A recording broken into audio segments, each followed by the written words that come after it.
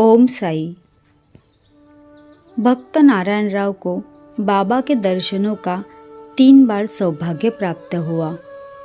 सन 1918 में बाबा के महासमाधि लेने के 3 वर्ष पश्चात शिरडी जाना चाहते थे, परंतु किसी कारणवश उनका जाना न हो सका। बाबा के समाधिस्थ होने के 1 वर्ष के भीतर ही वे रुग्ण हो गए। किसी भी उपचार से उन्हें लाभ न हुआ। तब उन्होंने आठों प्रहर बाबा का ध्यान करना प्रारंभ कर दिया। एक रात को उन्हें स्वप्न हुआ।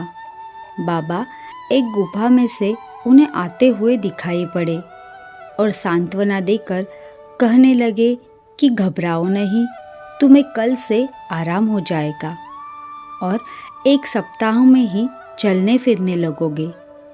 ठीक उतने ही समय में नारायण राव स्वस्थ हो गए।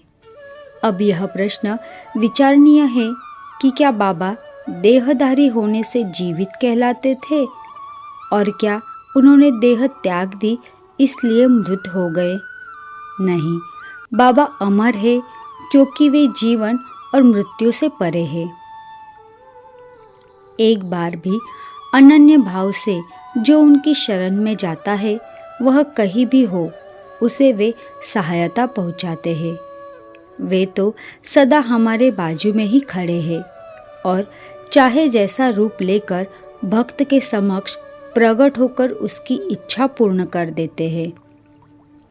सन 1917 में अप्पा साहेब कुलकर्णी के शुभ दिन आए। उनका ठाणे को स्थानांतरण हो गया। उन्होंने बाला साहेब भाटे द्वारा प्राप्त बाबा के चित्र का पूजन करना आरंभ कर दिया। उन्होंने सच्चे हृदय से पूजा की।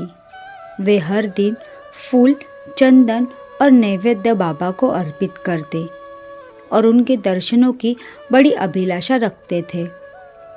इस संबंध में इतना ही कहा जा सकता है कि भावपूर्वक बाबा के चित्र को देखना ही बाबा के प्रत्यक्ष दर्शन के सदृश है।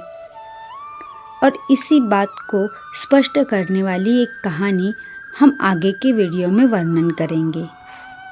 ओम साई।